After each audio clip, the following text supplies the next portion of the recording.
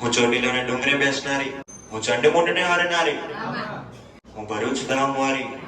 મને ઓળખી લેજો હો. હું જ ચૈતન્ય સ્વરૂપે બેઠી છું, હું જ પરાશક્તિ છું, હું જ આદિશક્તિ છું, હું જ ચંડી છું. હા, મને ઓળખી લેજો, ભૂલા ના પડતા.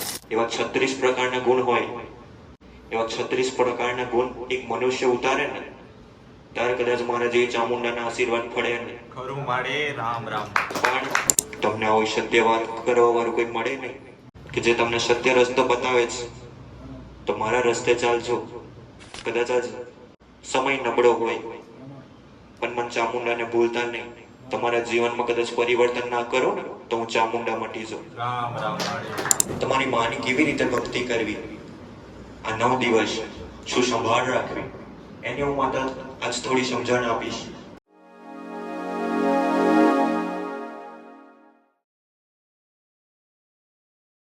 હું ચોટીલાના ડુંગરે બેસનારી, હું ચંડમુંડને હારનારી, હું ભરૂચ ધામ વારી.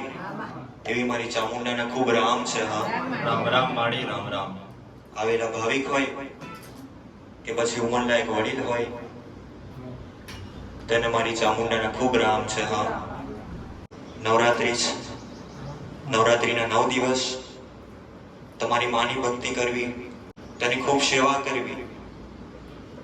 ભલે આપણે 12 મહિના કદાચ એની માની કદાચ સેવા કરી હોય કે ના કરી હોય, કે પછી એના દીવા કર્યા હોય કે ના કર્યા હોય, પણ આ નવરાત્રી છે. આ નવરાત્રીમાં જેમ બને એમ તમારી માની ભક્તિ કરવી, તમારી કુળદેવીની સેવા કરવી. હું માતા વિધિ વિધાન કંઈ બતાવતી નથી, કારણ કે તમને ખબર જ હશે કે નવરાત્રીમાં કેવી રીતે તમારી કુળદેવીની સ્થાપના કરવી, કળશ મૂકવું, એ બધી તમને સમજણ હશે જ. પણ તમારી માની કેવી રીતે ભક્તિ કરવી, આ 9 દિવસ શું સંભાળ રાખવી, એની હું માતા આજ થોડી સમજણ આપીશ. થોડા વિધિ વિધાન તો છે જ, કે કળશ મૂકવું, અખંડ દીવો કરવો, પણ તમારા ઘરમાં પહેલા પવિત્રતા હોવી જોઈએ.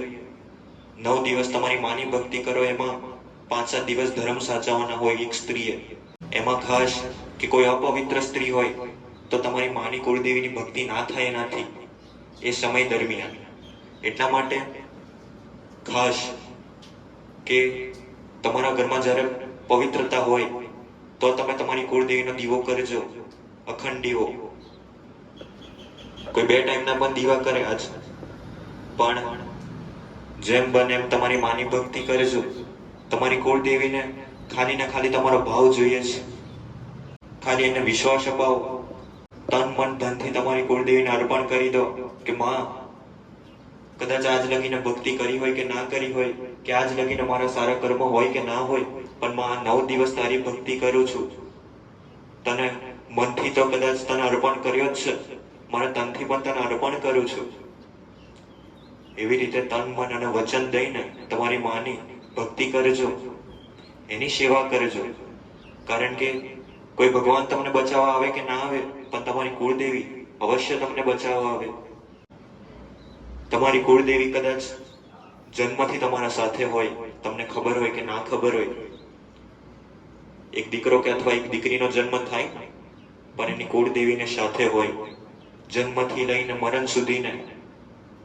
અને મરણ સુધીને જ્યારે એક આત્માની યાત્રા શરૂઆત થાય ને, ત્યારે લગીને તમારી કુળદેવી સાથે ને સાથે જ હોય. એને ઓળખો. ભગવાન કોઈ બચાવવા નહીં આવે તમને આજ કાળા કળિયુગમાં, પણ તમે તમારી કુળદેવીની સેવા કરી હોય તો એ જ કુળદેવી તમારા ઘરમાં લક્ષ્મી કોઈ દિવસ ખૂટવા ના દે. જેમ બને એમ તમારા ઘરમાં સુખ શાંતિ અને સમૃદ્ધિ આપે તમારી કુળદેવી.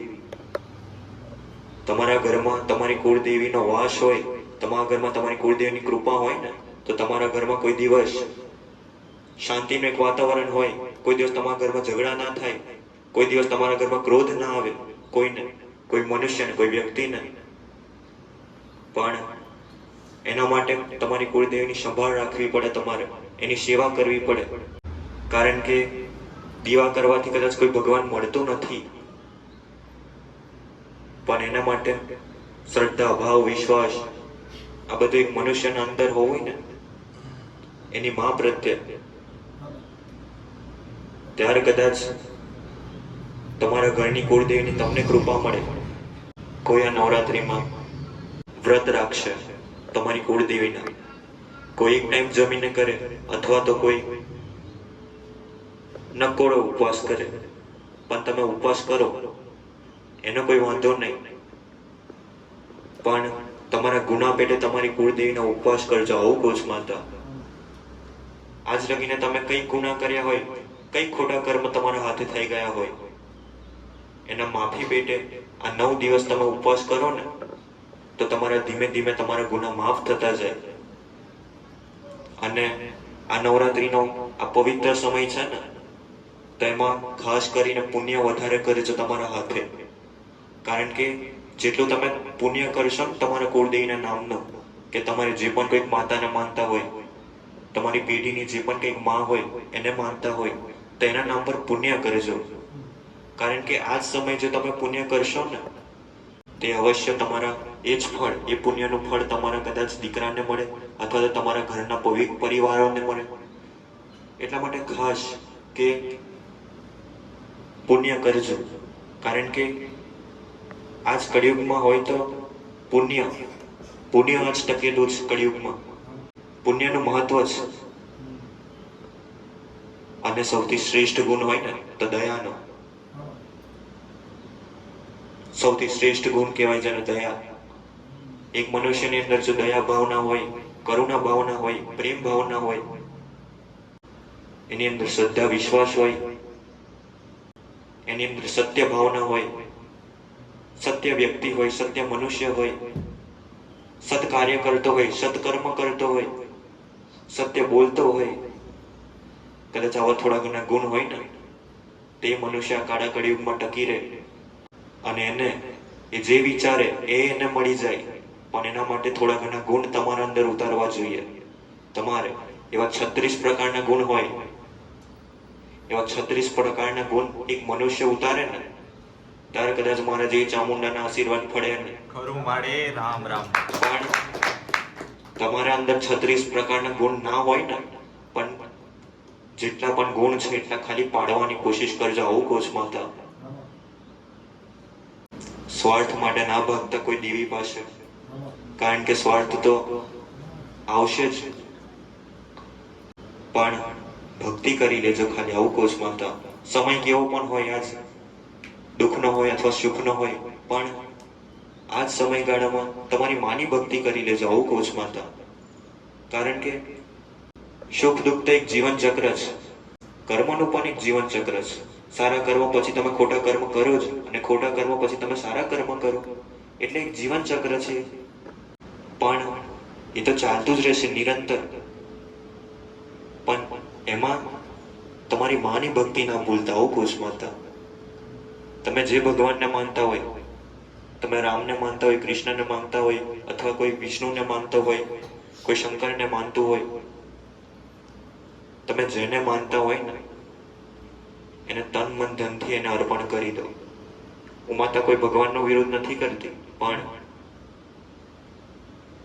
ખાસ કરીને આજ બધા મોટા મોટા ભગવાનને માનશે, બધે તીર્થ સ્થાને ફરશે આજ, પણ પોતાની કુળદેવીનું કોઈ આજે સંભાળ નથી રાખતું.